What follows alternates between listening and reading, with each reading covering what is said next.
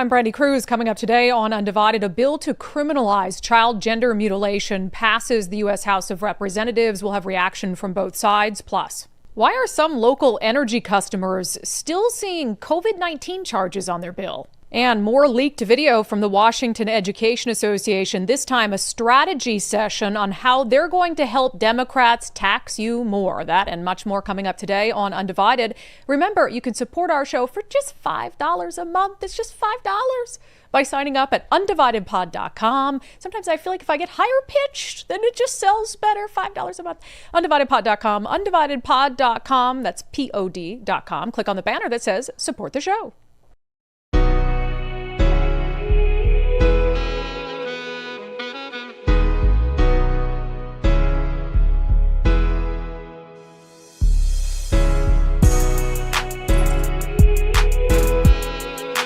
Hello and welcome to Undivided. Thank you for being here. Thank you so much for your commitment to giving common sense a comeback. I'm Brandi Kruse. Oh, I'm going to miss you guys.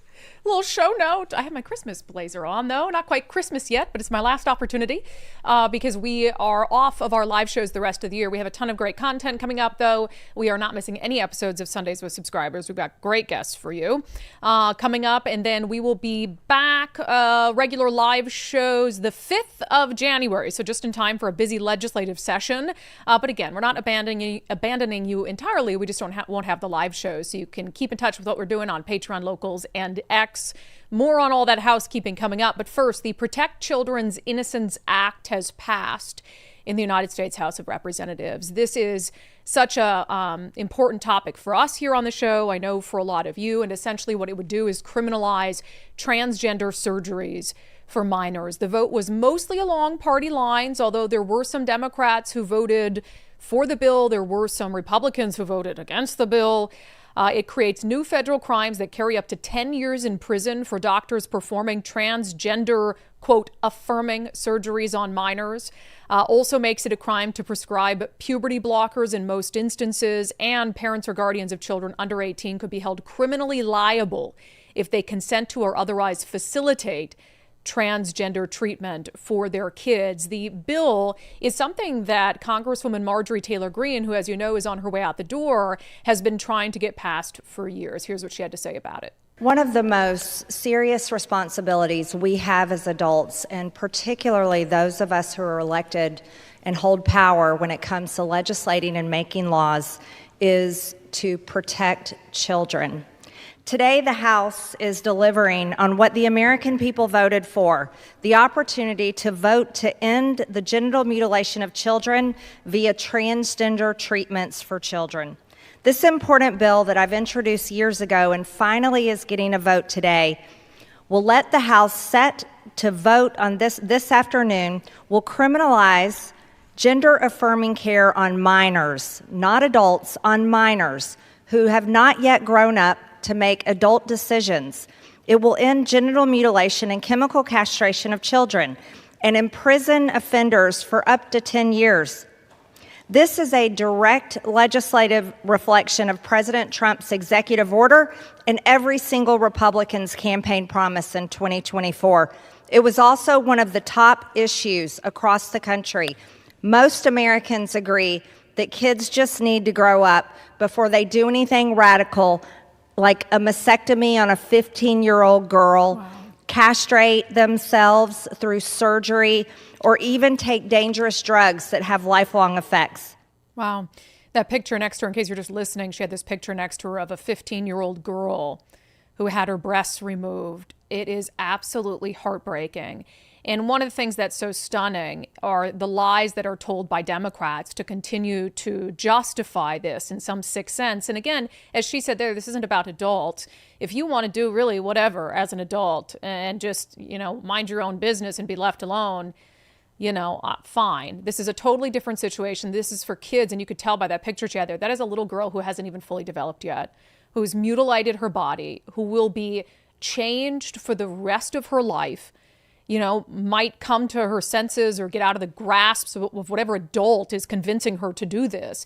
And she can't undo what she has done. And so Marjorie Taylor Greene is standing next to this picture. And you still have some Democrats who take to the floor of the House and pretend as if what's in that picture isn't really happening. There are not words strong enough to express my disgust. Surgery, gender-affirming surgery is never performed on young children, as it's extremely rare for older transgender adolescents. No, it's not. Every parent wants what's best for their children. And as a parent, I cannot imagine how I would feel if a doctor told me that Republicans in Congress banned life-saving evidence-based care that would help my child. Medical care for transgender youth is safe and effective and supported by major medical associations.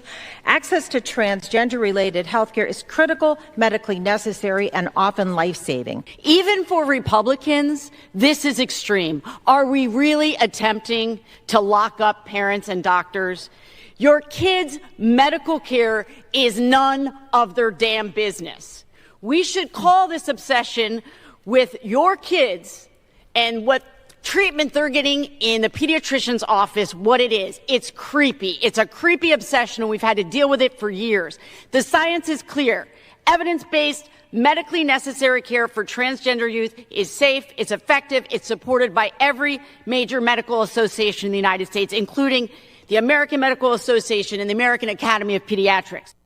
Which isn't entirely true, because we know that there's increasing criticality of the quote-unquote science behind it. A lot of European countries who got a head start on this insanity have now started to back away from it. That's just factual.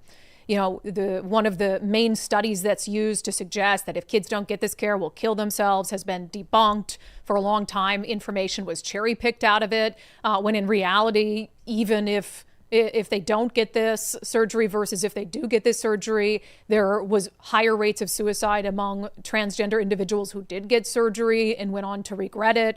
So the science isn't on their side anymore, and at the very least, the science is starting to be questioned in a way that ought to give us pause before we mutilate children in a way that will impact the rest of their lives and potentially stop them from being able to have children and start a family. And I find it interesting, one of the things that Congresswoman said at the end there about, oh, you have no business, the government has no business getting in the way of parents and their children. What the freak is happening in Washington state? How convenient is that? Whenever it comes, though, to transing kids, it's either you want parents involved or you don't want parents involved. When it comes to transing kids in education in Washington state, oh, parents are evil. We can't have parental rights. But then when you have parents who do want to trans their children, all those parents are great. The government shouldn't get in the way of what they're trying to do whatsoever. It's absolutely outrageous. Congressperson Sarah McBride, a biological man who identifies as a woman, spoke to the media after the vote. They are obsessed with trans people. I actually think they think more about trans people than trans people think about trans people. Highly doubt that. I highly doubt that. And as I've said many times, if your goal was really to be left alone and to live your lives, we wouldn't be talking about this at all. But you don't want to be left alone. You want attention, attention, attention. You want to force people to accept biological falsehoods. You want to force yourselves as men into women's spaces, which makes it our problem, which makes it our issue. And then you want to mutilate children before they've even gone through puberty, which makes it our issue, which makes it our problem. Because there are many, many things over the course of history, many types of procedures that doctors that used to be accepted, even though there was no scientific basis for them, and now, like bleeding, oh, you're sick? Let's just cut your arm open and get some blood out of you, and that ought to make you better. For some reason, they thought that was a good idea. Clearly not. And they stopped doing that. There are a ton of different types of procedures that doctors are prohibited by law from performing. And so don't pretend as if, my position on this used to be, as I've said many times, oh, parental rights. I've got to be for parental rights. So if parents want to mutilate their kids, then parents should be able to do that. No, they shouldn't. Same way in Washington state that they banned conversion therapy. So you wouldn't have a Democrat sit there and argue, which, by the way, I'm opposed to conversion therapy. But Democrats have no moral consistency. They would say, oh, doctors can't perform conversion therapy on something just because their parent might want it. But oh my gosh, doctors can mutilate a kid because their parent wants it. Makes no sense whatsoever. I wanted to play a couple clips from both sides of the issue from Congress members from Washington state. We have a 10-person congressional delegation, and it voted along party lines. Every single Democrat, including Marie Gluesenkamp-Perez down in the third, which if I were her, I would have sat that vote out, because that is a very controversial position to take, that you support the continued mutilation of kids when you're in a swing district and are going to be in the fight of your life against State Senator John Braun to keep your seat. But every single Democrat voted against this. The 2 Republicans voted in favor of it. I am just shocked and dismayed at Congresswoman Kim Schreier, who's a pediatrician, who apparently supports mutilating kids. I have served children and their families for over 20 years, and I find this piece of legislation to be dangerous and an absolute slap in the face for parents and for doctors who have dedicated their lives to caring for children and families. Caring for children. Congresswoman, you cannot believe that this is caring for children.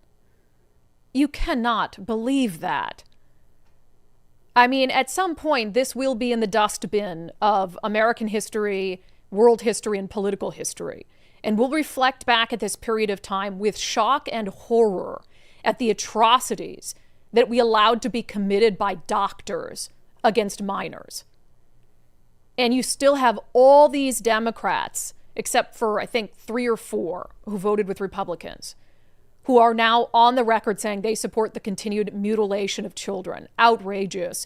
I do want to note, I spoke to outgoing now Congressman Dan Newhouse, a Republican from Washington state, who yesterday announced his retirement, that he will not be seeking re-election. So I was doing an interview with him this morning that will air this week on Sundays with subscribers about his decision to leave. But of course, our interview came right after this vote. And he expressed that same sentiment that I have, that I can't believe we're even having debates about this stuff still. Apparently, it's not obvious to some people how crazy it is. And so for us to continue pushing back, passing whatever legislation we can that will positively impact the kind of efforts that are going on in states like Washington, absolutely, I'm going to support that. Whether it's making sure that parents have a role in their students' education, another no-brainer, but here we are trying to fight that battle, making sure that men stay out of women's sports. I can't even believe that we're talking about this as an issue. Why is this even a question? Oh, gosh. But that's the kind of things that that we'll continue to push back on and fight as hard as we can. Yeah, and so I'm going to have a longer conversation with Congressman Newhouse this Sunday, and it's a little bit of an audible. I had said that we're going to have on Assistant Attorney General Harmeet Dillon, which we are still. We're just going to feature that interview the following Sunday, because this Congressman Newhouse interview is so timely, so we want to get that to you guys this Sunday. So a little bit of audible I called there, but we talk about this issue with Congressman Newhouse and a lot of other things. But back to the now House vote to ban mutilation of children. So it looks like the White House is trying to approach this from a couple different ways. And I don't know if the Senate will have enough votes to be able to pass this bill or some version of it and get it to the president's desk. But as you know, the president already had an executive order on this issue that would basically look at funding being sent to medical institutions that were performing these surgeries. And so as a result of his executive order that threatened to withhold funding, what did you see? Well, you saw some medical institutions that just said, we can't afford to lose that money, and so we are not going to perform these surgeries for the time being. Now, the issue with that is that the president will only be in office for 3 more years, and nothing is promised. So we don't know what happens, who's elected next. Will they undo that EO? Probably. Will these hospitals go back to performing those surgeries? So I think it has to be stopped in a more robust way, something that's maybe harder to undo. So you've got the executive order, you've got this legislative fix, which is being sent through right now. We'll go over to the Senate. And then at the same time, the HHS Secretary RFK Jr. announced that he's signing a directive that will ban trans surgeries for minors nationwide, and it will leverage Medicare and Medicaid. So basically, the new proposed rules that he's signing, I'll play a clip from him momentarily, would prohibit hospitals from participating in Medicare and Medicaid if they provide care such as puberty blockers and surgeries for transgender minors. And so that would be a huge deal for hospitals. Here's what he had to say about it. Doctors assume a solemn obligation to protect children. Yet doctors across the country now provide needless and irreversible sex-rejecting procedures that violate their sacred Hippocratic oath by endangering the very lives that they are sworn to safeguard. They betrayed the estimated 300,000 American youth ages 13 to 17, conditioned to believe that sex can be changed. They betrayed their Hippocratic oath to do no harm. So-called gender-affirming care has inflicted lasting physical and psychological damage on vulnerable young people. This is not medicine, it is malpractice. We're done with junk science driven by ideological pursuits, not the well-being of children. Guided by gold standard science and the week one executive order from President Trump to protect children from chemical and surgical mutilation. This morning I signed a declaration. Sex-rejecting procedures are neither safe nor effective treatment for children with gender dysphoria.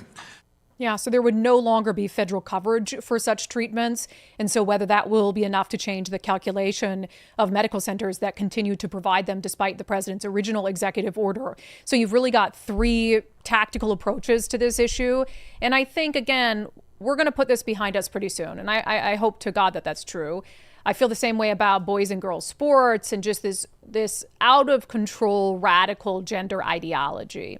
Now, I do believe we have to use some caution as we approach this, because you can take things so far that then the pendulum goes back in the other direction and we find ourselves back in this insane situation.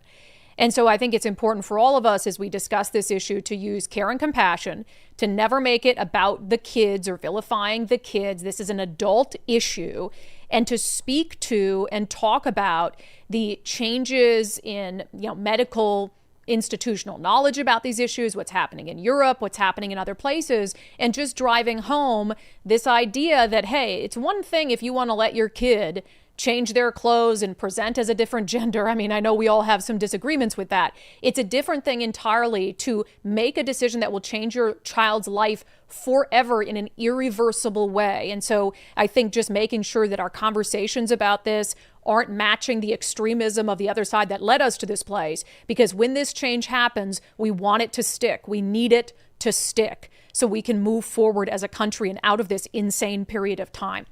Kind of related to this because it has to do with radical gender ideology. This is our last hurrah for the two Let's Go Washington initiatives. One has to do with parental rights, to make sure that they're not transing your kid in schools in Washington state, which we know, and we've spoken on this show multiple times to parents on the record whose kids were being transed behind their back in public schools in Washington. This is happening. It's not some figment of the right's imagination. Haven't made it up. You can watch our documentary, Operation Indoctrination, and hear it for yourself.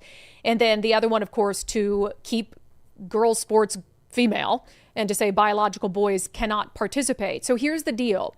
If you have these forms at home, you have to mail them tomorrow. Tomorrow really is the deadline because they need to get them in the mail and get them counted and get them to the Secretary of State's office. So today or tomorrow, you've got to do that. Push it to Saturday, maybe, but at least by the end of the day, Saturday. And then you will continue to see individuals out there collecting signatures. If you go to letsgowa.com, you can ask them, hey, do you have a location this weekend where I can get my name on paper and get this done? Because I'll tell you guys, it's going to be close. And it will set back our fight against radical gender ideology like 5 freaking years if we cannot get these things across the finish line. They'll go in front of the legislature. I think the legislature is run by a bunch of cowards, and they're not going to give them hearings. So it's very likely that if we can get enough signatures, this is going to be on the ballot next November. And we have one hell of a fight. Just getting enough signatures is like 10% of the battle. The big war is yet to come. It's a war of information. It's going to be a war of continued harassment, intimidation, assault, and vilification against people who just want these common sense policies. So we've got a big fight ahead, but we've got to finish the first battle to be able to keep fighting in the months to come. We mentioned on the show yesterday our friend Andre Scott, who's one of the paid signature gatherers that is out there at grocery stores, etc., collecting signatures. And as you guys know, we broke the news on the show yesterday that so he'd been assaulted earlier this week outside of Hagen, my friendly local neighborhood Hagen. I love Hagen, Hagen in Woodinville. And it's tainted now by a radical leftist who tried to punch Andre Scott multiple times for just being out there collecting signatures. As we know, that individual was arrested, thankfully, booked into jail on assault. Andre, there was people who were going out trying to find Andre and visit him, which I thought was really nice. And someone recorded this video. I got assaulted last night. A gentleman came up and tried to slug me in the face, and I ended up blocking the first punch, and then he tried to hit me again with the second punch. Then he hit my boards and everything went everywhere. Well, as I got up to retaliate, to go after the guy, there was a bystander. One of you guys came to my rescue and kind of wrestled the guy. I take my hat off to that young man, because if he wouldn't have been here, there ain't no telling what would have transpired. But it's people like that make me want to come back, guys. And so I'm going to continue to do what I do for you folks and get both these issues get both these initiatives off the ground and on the ballot.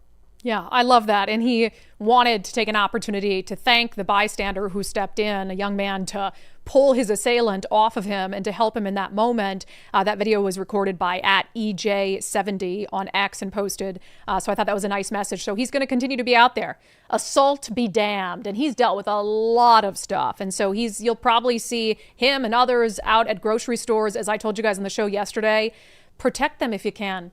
Stand with them if you can. Ask them, have you been okay today? Have you had any problems? Do you need someone to stand with you for a little bit to help collect signatures so we can get this thing across the finish line? And meanwhile, we're working on what was that? Oh, I was just going to say, Andre's from Texas. I know. He's just doing this because he believes in it. Well, I mean, he's doing it because making it's a money, job, but yes. Of course. But I mean, this is what he said. He doesn't have to take this assault. There's other initiatives in California and all these places that aren't getting assaulted. Yep. But he said, I'm doing this because I believe in it, and I'm now going it's to continue personal. doing it. Yep. Yeah. Now it's personal. And it's like, you thought he's had signature sheets ripped from him, destroyed. He's been assaulted, and you think that's going to deter him? He is undeterred.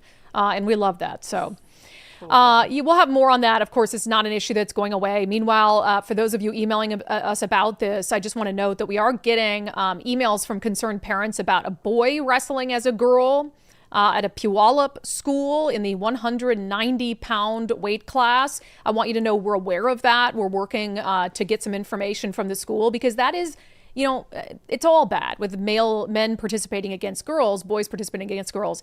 But wrestling is like a different thing. You're like hands-on. It's one thing if a girl chooses to compete against boys in wrestling. Some girls do that because they don't have a girls' wrestling team or whatever it is. That's a girl putting herself in that situation.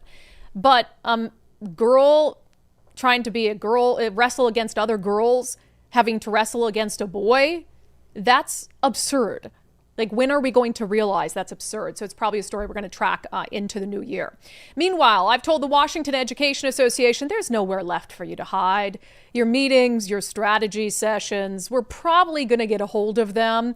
And, whether that just sends them deeper underground, I don't know. But I know it angers them every time we air clips from one of their meetings. So why not have that happen again, our final show of the year. Also, some credit to our friend Alicia Perkins, who helps bird dog these stories. She's just great with OSD Rescue. So last week, the Washington Education Association held a strategy meeting.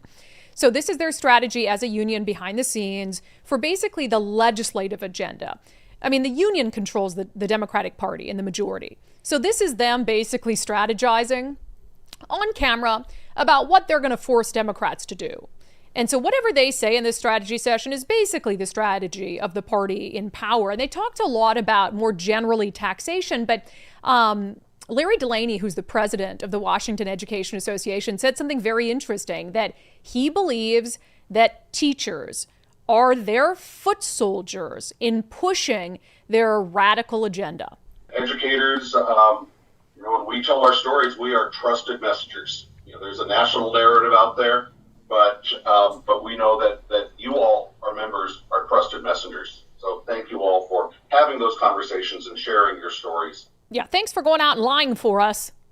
Because we know the WEA has been spreading lies about the initiatives. Oh, it's going to lead to genital exams of kids. So this is, Larry Delaney telling his good, obedient foot soldiers, get out there and spread lies on behalf of the WEA, because people believe teachers.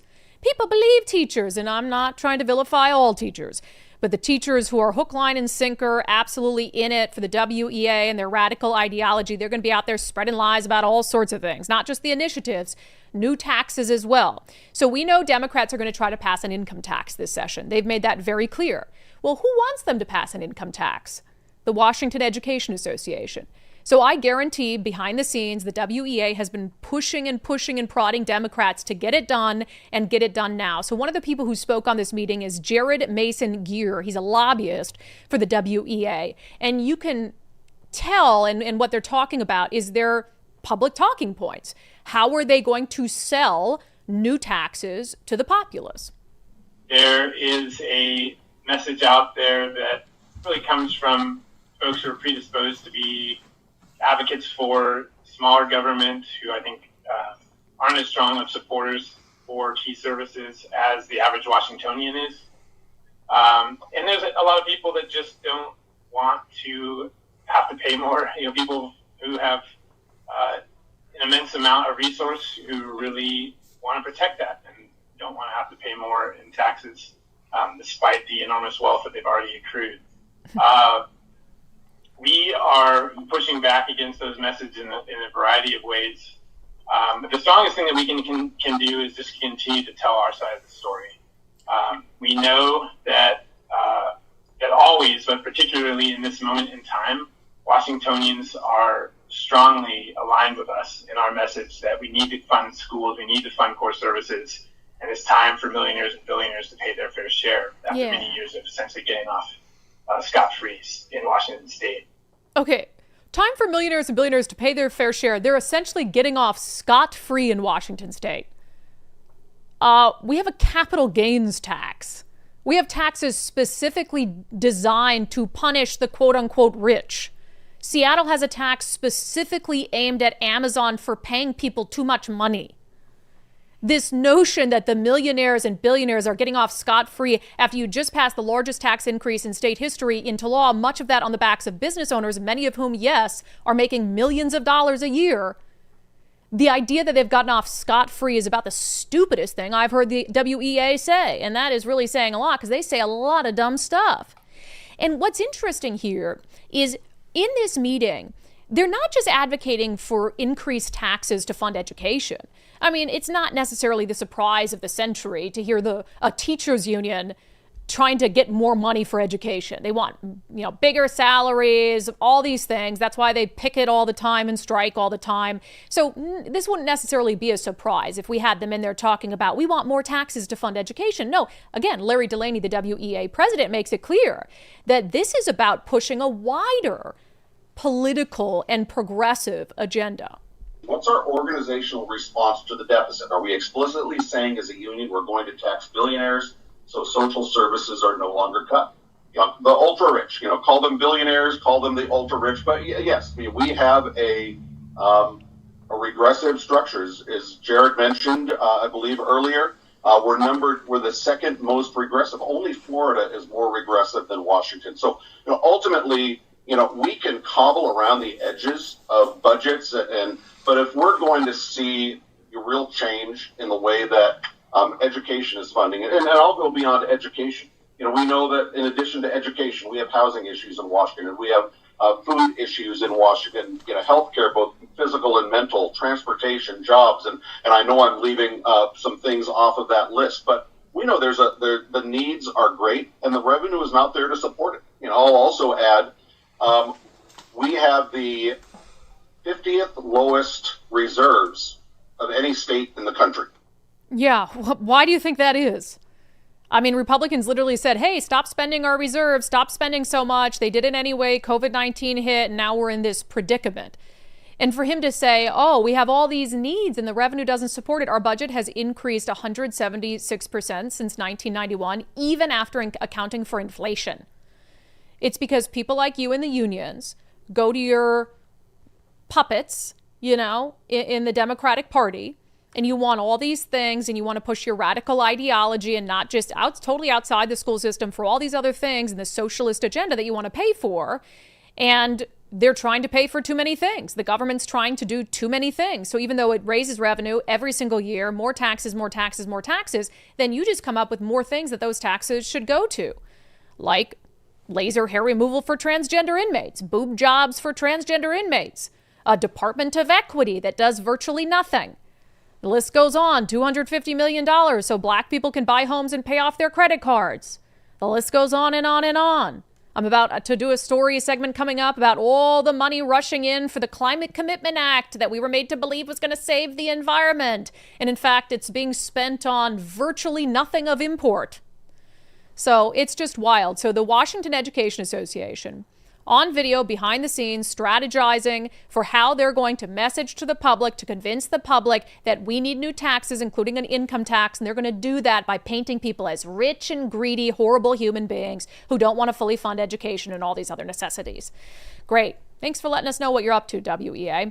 All right, one more quick reminder on the initiative front. Get those in by tomorrow. Also a reminder of Initiative 26-126, which is the Proof of Citizenship Initiative being run by the Washington State Republican Party. It's time to start getting those in as well. And so there's different, it's not Let's Go Washington. So make sure that you touch base with the Washington State Republican Party to know what to do with those initiative forms. But the clock is ticking. All right, are we in a tech bubble? Are we in an AI bubble? Are we in, I don't know, any other sort of bubble? Are you concerned about your retirement portfolio? Is it properly protected against risk? If the answer is no, or I don't know, reach out to my friend Zach Abraham at Bulwark Capital, and he can talk about and answer any questions that you might have about the risk exposure of your specific retirement portfolio and investments. It's really just about getting a second opinion. We get a second opinion on all sorts of things. Why not something as critical as our retirement and whether we're going to have enough money to live the retirement that we dream of? So you can get Bulwark Capital's free Know Your Risk portfolio review at knowyourriskpodcast.com. Sign up for it there. Zach Abraham and Bulwark Capital are focused on risk management, built around the fundamentals of value investing. Bulwark is always looking for opportunities to lower risk, lower cost, and give your retirement as much upside as possible. So schedule your free Know Your Risk portfolio today at knowyourriskpodcast.com. And while you're there, you can sign up to get Zach Abraham's personal market updates delivered right to you every single day. So knowyourriskpodcast.com, knowyourriskpodcast.com.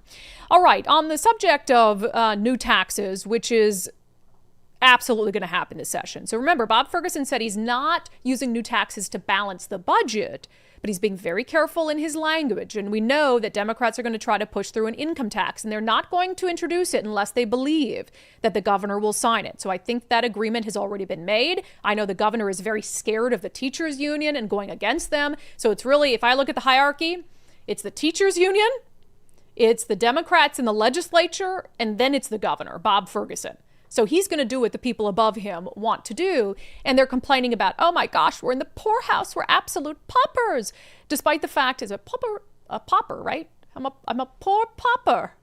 Why does it sound weird when I say that? Yeah, that's the phrase for it, right? A poor person, a pauper. But they're not. They've had billions in new revenue and through billions in new taxes, including one of the biggest windfalls for the state, the Climate Commitment Act, which you had an opportunity to get rid of, but voters were lied to by people like the WEA and the Democrats, and they were convinced to keep the Climate Commitment Act, even though it's a total scam. So the Climate Commitment Act taxes polluters, and so that's why you have higher energy rates. That's why you have higher prices at the pump, because they're just passing those costs on to you. The state has gotten billions of dollars into its coffers through the Climate Commitment Act.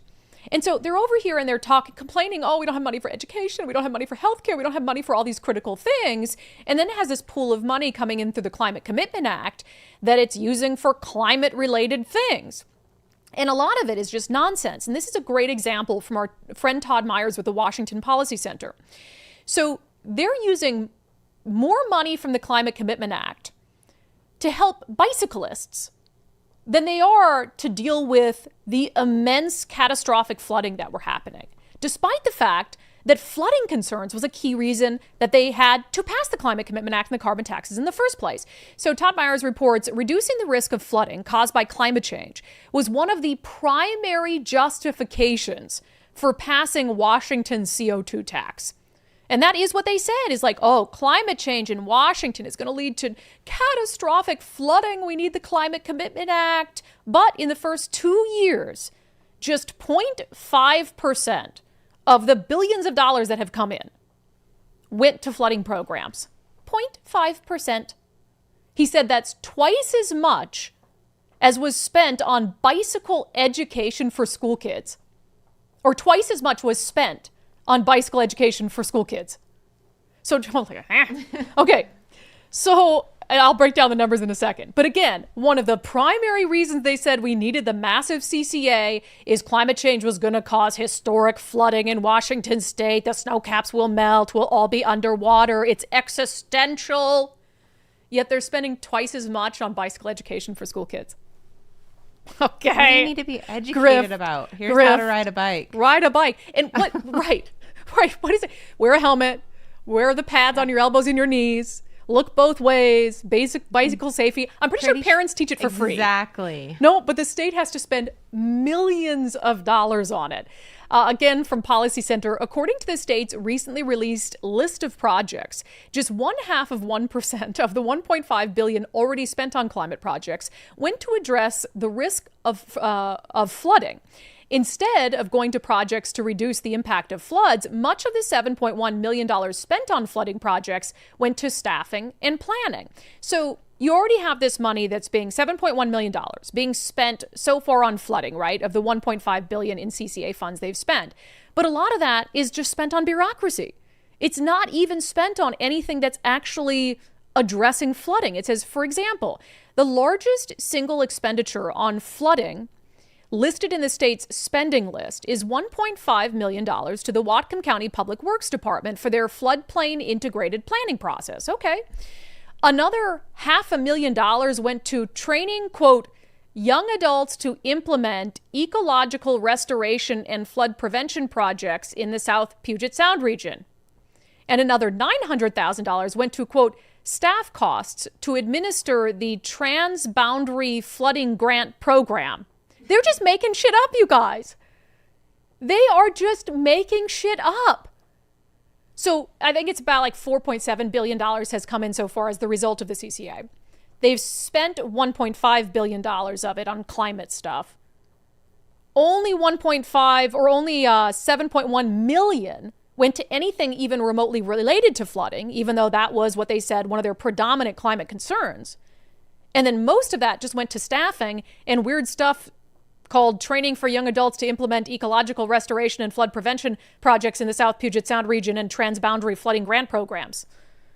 They're just making stuff up to justify taxing you more money, taxing you out of your car, making everything more expensive, and then they just dole it out to their cronies and their allies who create these nonprofits overnight to get this grant money. And as we know, that grant money there's no oversight, there's no auditing.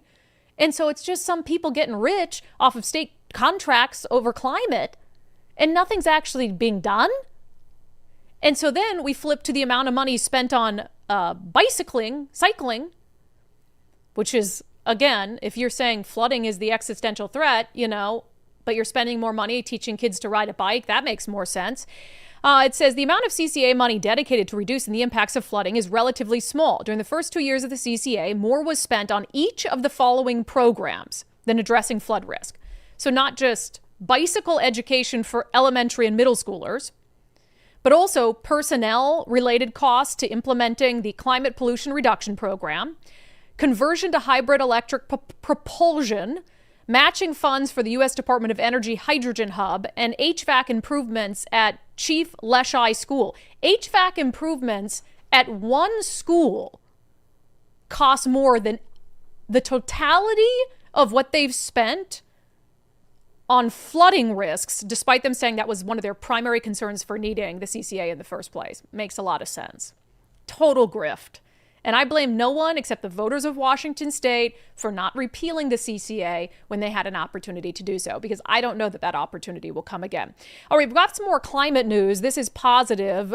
President Donald Trump forcing Washington state to keep open a coal-fired plant for the time being. First, I have encouraged you guys, before we get to that story, to take the First Mark Challenge, firstmarkinsurance.com, firstmarkinsurance.com. We hear from viewers all the time that they've had just a great experience with First Mark, either saved a bunch of money or they left left just feeling more confident in the insurance that they already had, knowing that it was the best insurance they could get at the best price. Viewer Christine says she heard her carrier was dissolving, kind of panicked because she has really complicated insurance, 2 businesses, a house, 3 cars. And she's like, I guess I'll finally do what Brandi has been telling me to do and call First Mark. Took the First Mark challenge, saving $10,000 a year. I mean, come on. It doesn't get any better than that. So firstmarkinsurance.com, firstmarkinsurance.com. The very best part is they work for you, not the insurance companies. So they always have your best interest in mind. All right, this headline from the Center Square: a Washington coal-fired plant ordered to remain open. So this is going to be good for Washingtonians. The Trump administration on Wednesday issued an emergency order requiring a coal-fired power plant in Washington state to remain open this winter, citing a need to ensure grid reliability in the months ahead. Energy Secretary Kruse directed Canada-based power generation company TransAlta to keep Unit 2 of the Centralia generating station, located about 65 miles south of Seattle, available to operate until March 16th. The Energy Department said the order minimizes the risk and cost of blackouts across the Northwest, which, remember, the state has warned us about. At a time when it is busy, limiting options to power homes because of the climate, they're also saying, oh, we could have a bunch of blackouts this year. And a common sense person would say, well, we can't have that. Wasn't it last year we had blackouts that were lasting like 6-7 days in certain areas, people without power waiting for it to be restored, all while the state is working very hard to ban natural gas and other options. It's like they want us to suffer. I don't get it. A little more background here from the Center Square. TransAlta had scheduled a permanent shutdown of Unit 2 at the end of 2025. That is at the behest of the state of Washington. In early December, the company signed a deal that would allow it to convert the unit to gas-fired power generation with planned capacity of 700 megawatts. Unit 1 at the plant was decommissioned in December of 2020. The order to keep Unit 2 open comes 8 months after President Donald Trump authorized the Energy Department to use emergency powers to force soon-to-retire coal plants to remain operational. The order declared a national energy emergency due to surging electricity demand. It aims to remove federal regulatory barriers that undermine coal production, encouraging the utilization of coal to meet growing domestic energy demands, increasing American coal exports, and ensuring that federal policy does not discriminate against coal production or coal-fired electricity generation. So this is basically a short-term solution still, though, to try to prevent these unpredictable blackouts that we're having across the Northwest and in Washington state. But our friend Brian Haywood, who is with Let's Go Washington and helped to bankroll the initiative to protect natural gas. Remember, that is one of the initiatives that was actually passed by voters. And then what happened? Because they wanted energy choice, right? Governor Inslee's like, we're suing over that. So Washington voters said, hey, we want to keep our natural gas. You know, it helps with predictability. And Jay Inslee said, no, I don't think so. And so the state is still fighting over this in court to block you from being able to have natural gas and eventually force you to have to retrofit your home if you use natural gas right now, which will cost some homeowners up to $45,000. And Brian Haywood had a great just explanation of the absurdity of all of this. He said, okay, Washington state is forcing a coal plant to shut down, but there's not enough energy for the winter. The backup is supposed to be a new gas plant, but the state is fighting to ban natural gas in the state as well. He says the state is taking $2 billion a year from drivers to punish them for using gasoline. But that money is not being properly tracked, nor is it impacted in improving CO2 emissions.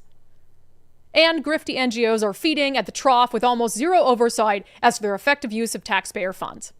He said the state is not run by science or logic. And you can't make sense of any of that. And like, what is the goal, right? I'm totally on board with, taking care of this wonderful planet of ours. But if you actually care about the planet, you should want everything being done to make sense, the goals being set to be something we can accomplish, and not to make changes until we have a system in place so that the changes can be successful. And we're way out over our skis in Washington state. You can't ban and shut down the coal plants when you're telling us we're not going to have enough power and we're going to have blackouts.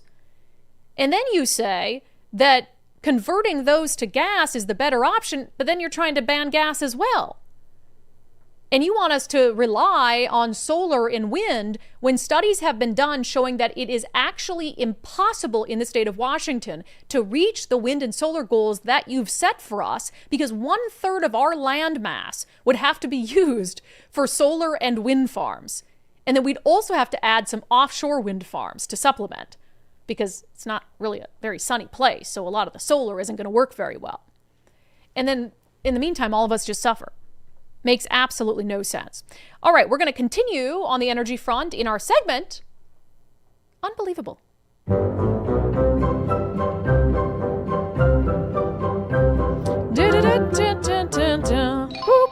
Okay, I got sent from a viewer their Cascade natural gas bill. I guess it's just been a long time since I actually looked at my energy bill. Maybe I ought to open it up and do that, because one of the things that sticks out to me, and we're going to talk about something very specific, but the number of individual little charges that add up to so much. You've got relatively, inexpensive to actually get the energy that you need to heat your home, etc., and the gas you need to heat your home. But then all these other fees and taxes and costs that are just added on. The list goes on. Provisional plant adjustment, intervenor funding, decoupling mechanism, conservation, commission fee, unprotected edit, therms, CARES cost recovery, Climate Act fee. I mean, it's absolutely insane. And this is a bill, by the way, for 2 weeks. 2 weeks of natural gas, okay? It was sent to me by a viewer because of this little line item. COVID-19 costs. Let me check the date here. Carry the 6. December of 2025. Why in the holy hell, this viewer wondered, do I have a line item charge for COVID-19 costs? And I told them, I don't know, but I will sure as hell look into it for you. So this is the explanation sent to us for all that we wanted from Cascade Natural Gas, an explanation for all of the individual charges on that bill, because some of them don't make any sense. It's like reading a foreign language. This is what it says for the COVID-19 cost that was on that customer's bill. This charge collects the costs incurred due to the moratoriums on disconnections and late fees imposed by Governor Inslee's COVID proclamation, as approved and modified in Order 1 through Order 6 by the Cascade Natural Gas Commission. So Cascade Natural Gas approved adding this charge to recoup costs they incurred due to the moratorium on natural gas and energy disconnections and late fees.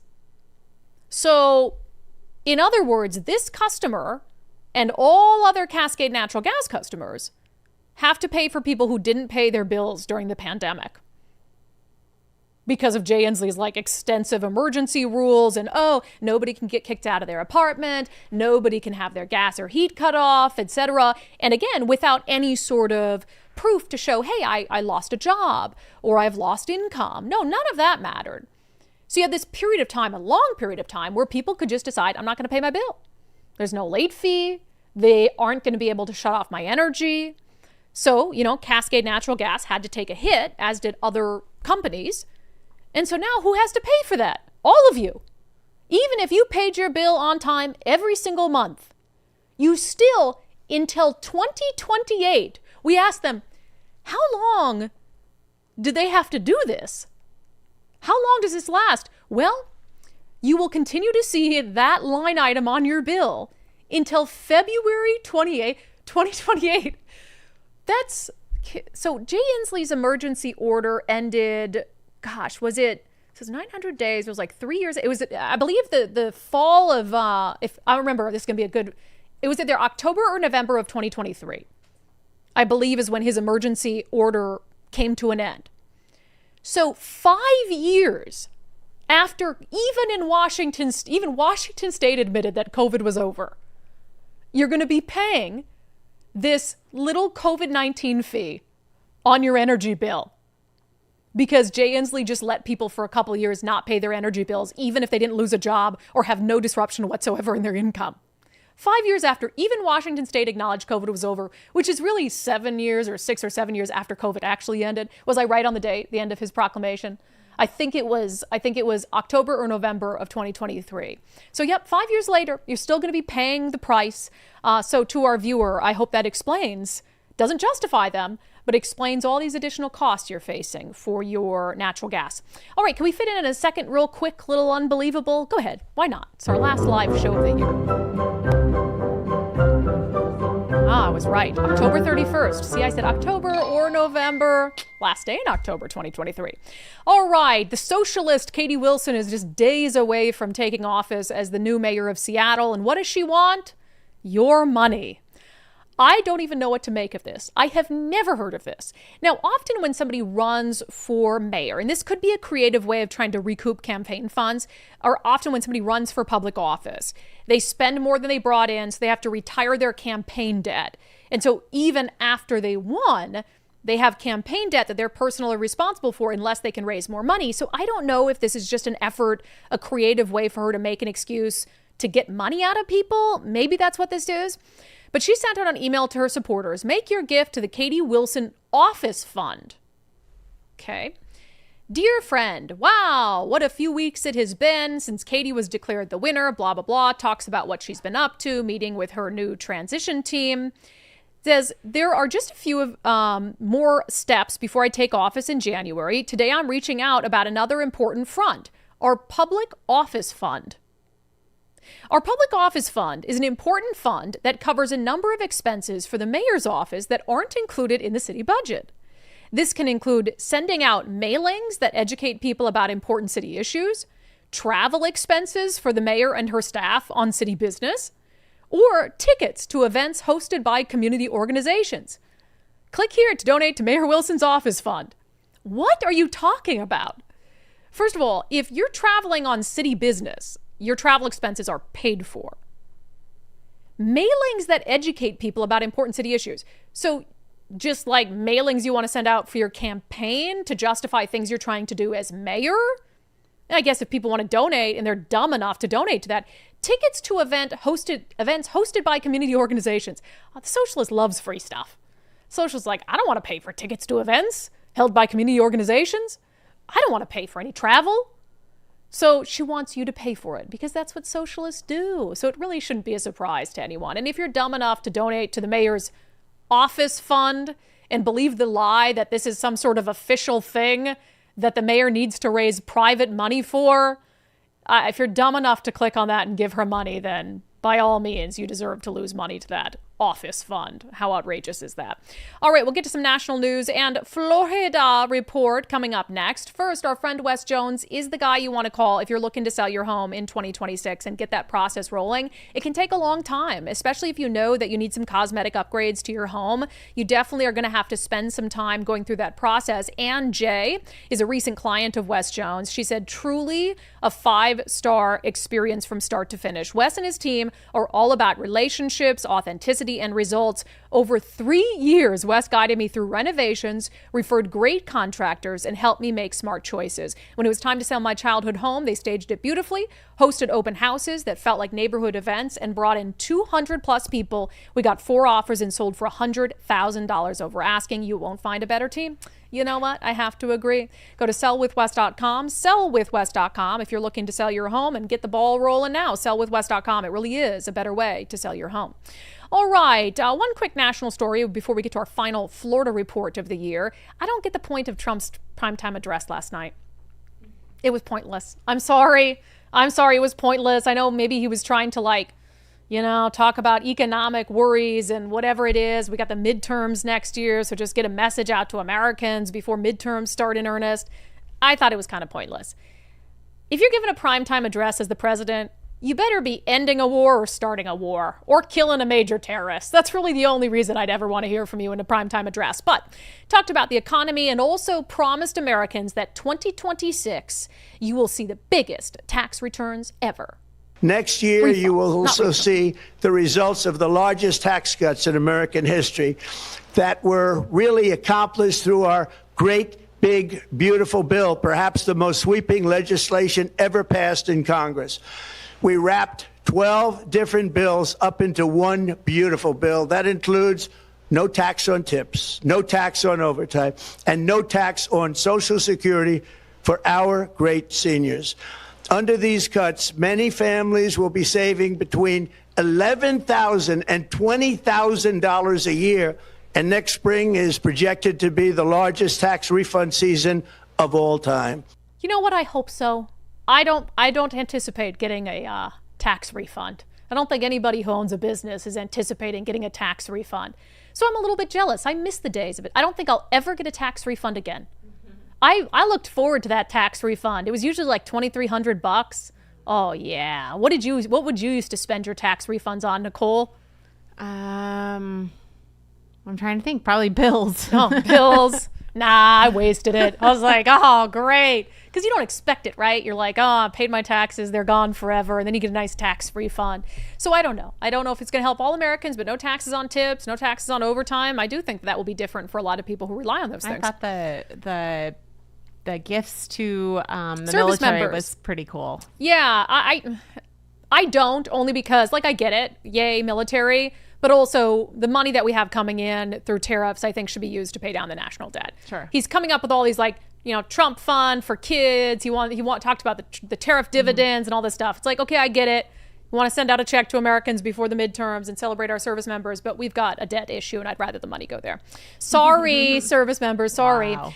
I know, right? All right. Well, I know we do Florida Report every week. I'm going to be spending my vacation in Florida, visiting my sister, which I'm very excited about. But in the meantime, we still have a lot of news going on in Florida. Let's get to our weekly segment, Florida Report. It's not even controversial anymore. People know in Florida their freedoms are going to be respected.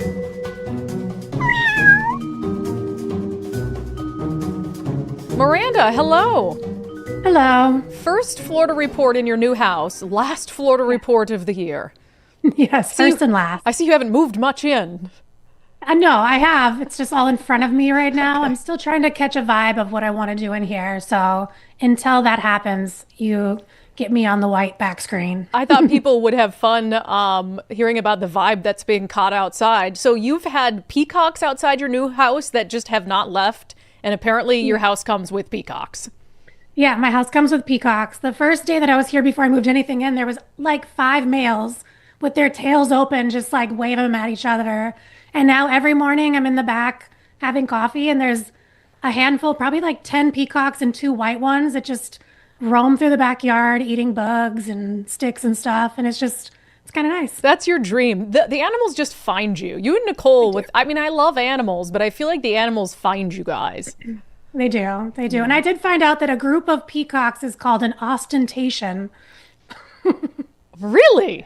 Yeah. They are quite ostentatious. Yep. So I thought that was very fitting for them. Oh, wow. The more you know. Always learning things on Florida Report. All right. Governor Ron DeSantis was the keynote speaker at a term limits summit. This is a popular concept, I think, with most American people, that members of Congress should be limited. We've seen, Nancy Pelosi, Mitch McConnell, people just want to die in their seats. So what specifically are they recommending? And this is like a group of just leaders from across the country who are in favor of term limits, right? Yeah, so the U.S. term limits is actually a nonpartisan, nonprofit group that's been around since the 90s.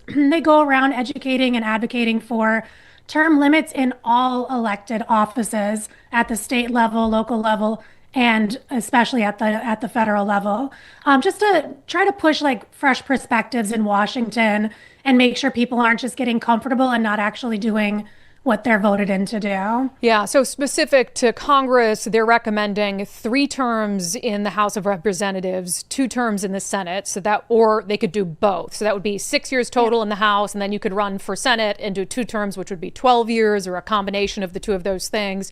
Governor DeSantis, when he was speaking, he talked about, because there's this notion, and I think partially it's true, the longer you spend in Congress, the more power that you can get, right? Because you get good committee assignments, you can get chairmanships, and you can just rise to different leadership positions. So then if you bring someone new, they're like starting at rock bottom. But Governor DeSantis made an interesting point about sometimes staying there for an indefinite period of time can actually hurt the ability to get stuff done. Bureaucrats are going to get more popular or get more powerful. Excuse me, the modern Congress, as careerism is increased, The Congress has neutered itself and given more power to the permanent bureaucracy. It has grown dramatically over the last 50 years. They don't use the power of the purse, which is their most powerful weapon, the way the founders intended. That's what's happening under this current regime. I think if you had term limits, I think people would go on a mission. They know that they're going to be there for 6 years in the House, and maybe they run for Senate, but even if not, you go, man, you're going to want to have something to show for it.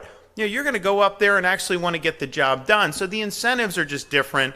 Those arguments, I don't think, make a lot of sense.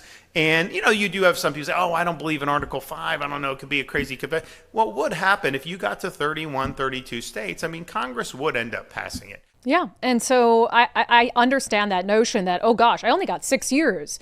And really, only 2 years are guaranteed in the House. I mean, people who assume I can be here for as long as I'd like. But let's say they know they only have 6 years. Well, they better get something done in 6 years. So there's maybe more pressure on them to do so. Yeah, I think so too. And also more pressure for them to as a whole kind of work together to actually get stuff done rather than just pushing it off to the next few years because they're sitting there for how many, 30, 40 years in some cases? Yeah, crazy. Longer than we've been alive. All right, as we said on the show last week, Miami has elected a female Democrat, so they don't elect women there for mayor. They don't elect Democrats. They don't elect white people. It's usually like a dude who's Hispanic and a Republican. Well, now they have Mayor-elect Eileen Higgins, first woman ever elected to lead the city. And turns out she's just really going for it immediately. Going to focus on inclusion as a key strategy. And then she also wants to end any sort of cooperation the city has with ICE. Yeah, so she's actually being sworn in today. So she will be officially our mayor down here in Miami. But yeah, she made a statement about how there's no reason for the city of Miami's police department to be doing the work of federal immigration enforcement agents. So she wants to reel back on the signing of the cooperative agreement of 287G that basically every law enforcement agency in the state signed to work together with, federal agents on this whole matter. Which I kind of expected to be one of the first things she did down here, just because it kind of just fits the Democratic playbook to just go ahead and reverse anything that's popular in the administration right now. Yeah.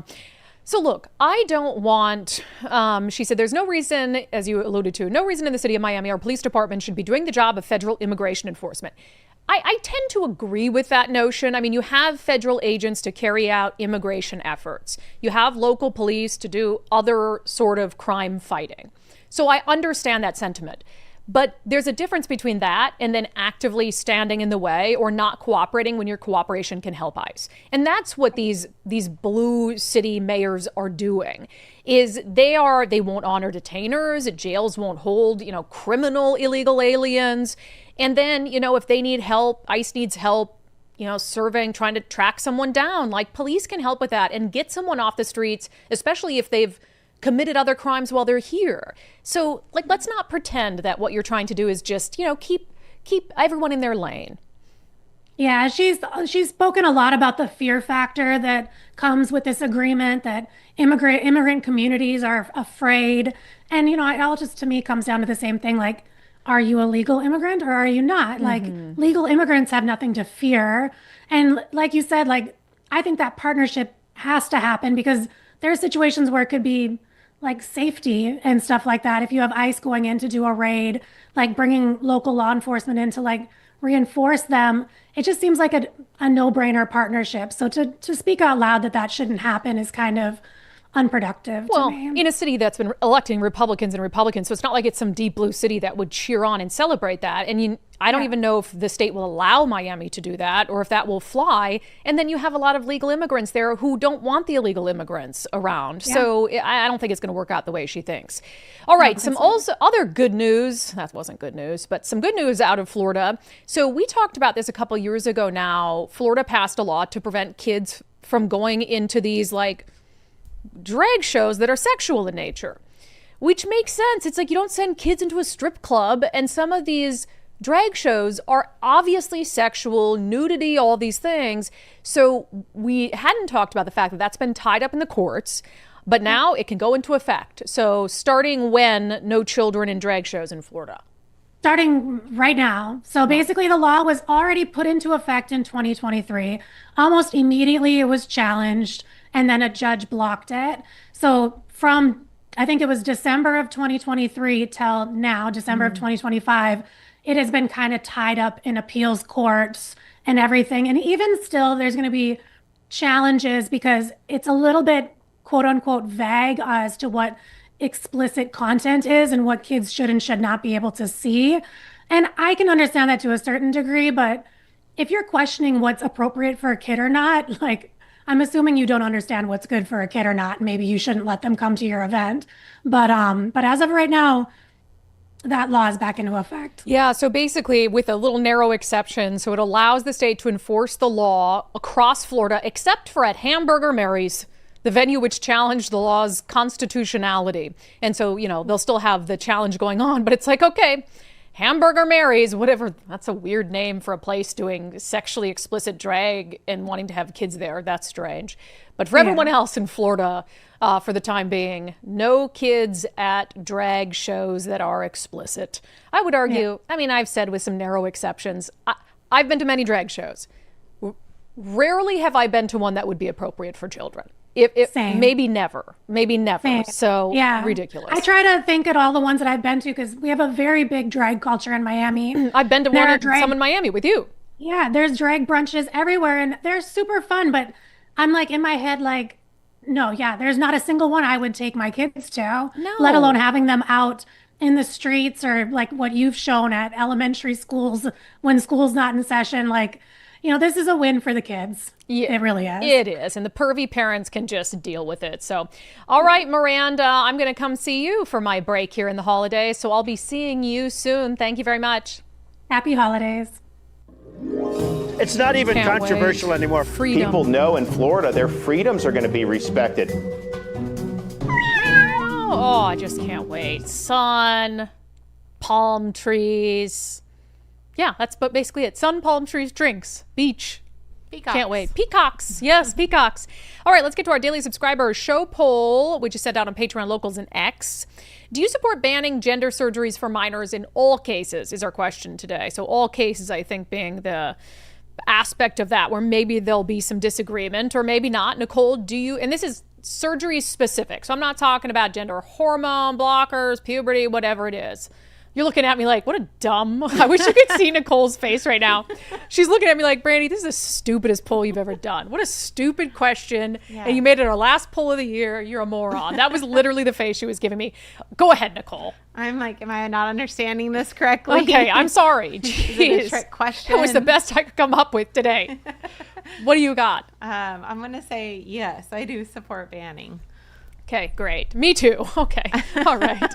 2% of people on Patreon said no, and 10% on Locals said no, I do not. And so I guess there's a little bit of disagreement there. You can wait till you're 18. Sorry. Yes. Oh, 100%.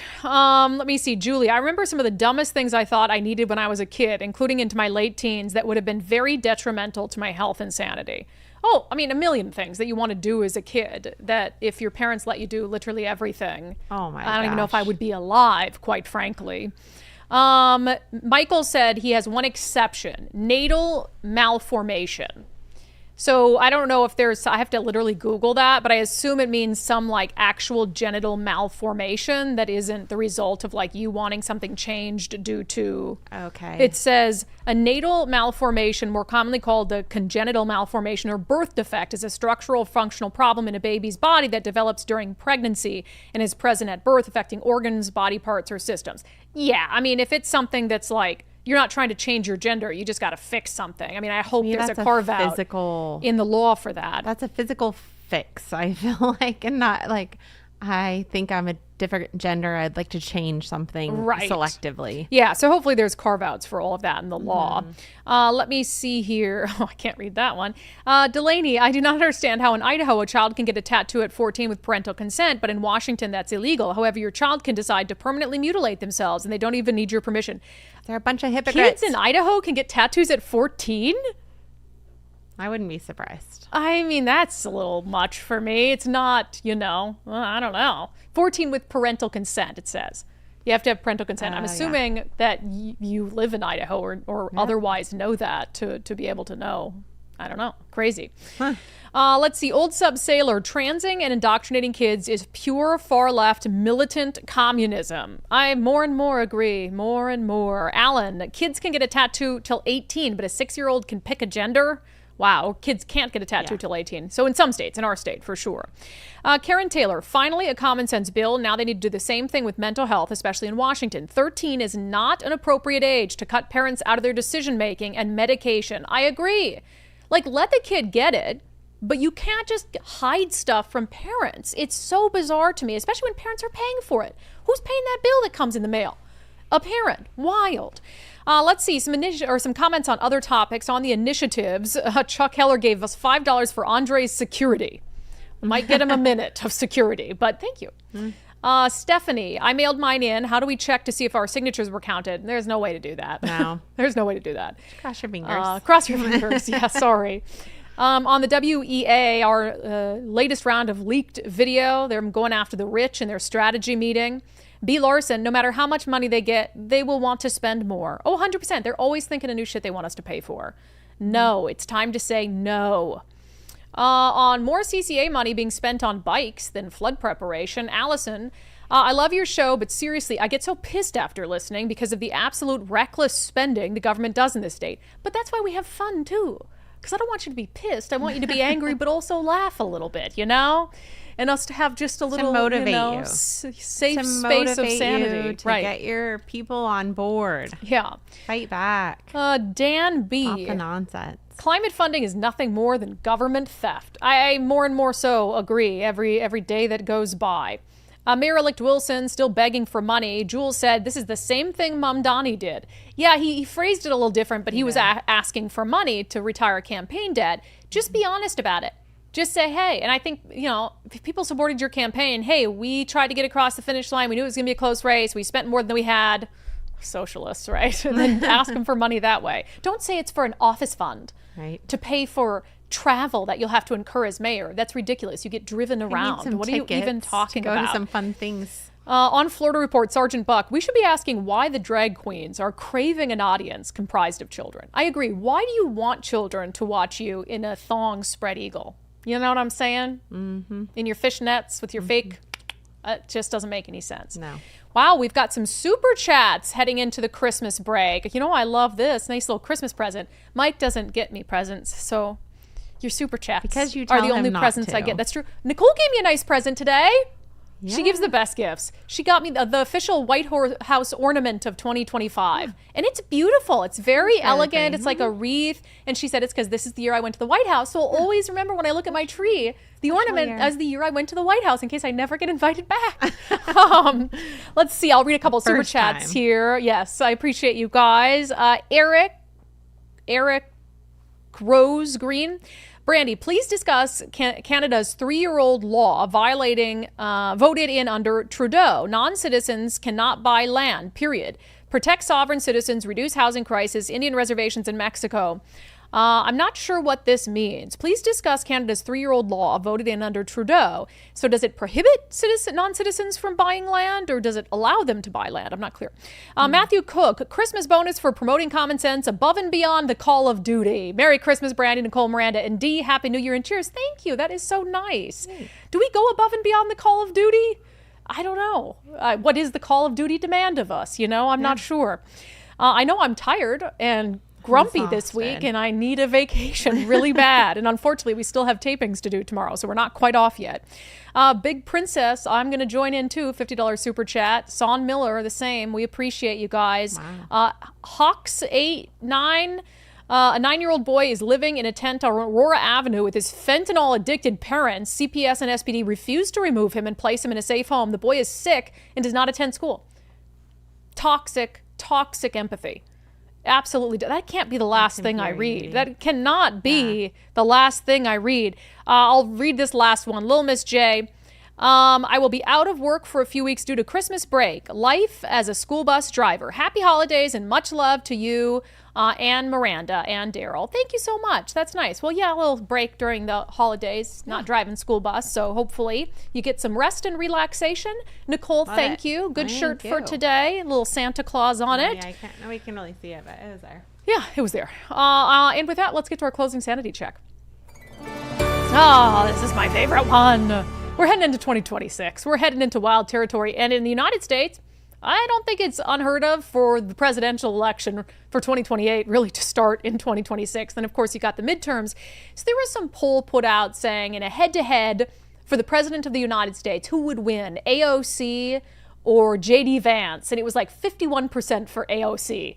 Now, I don't think that poll is very accurate, but AOC is pretty fired up about it.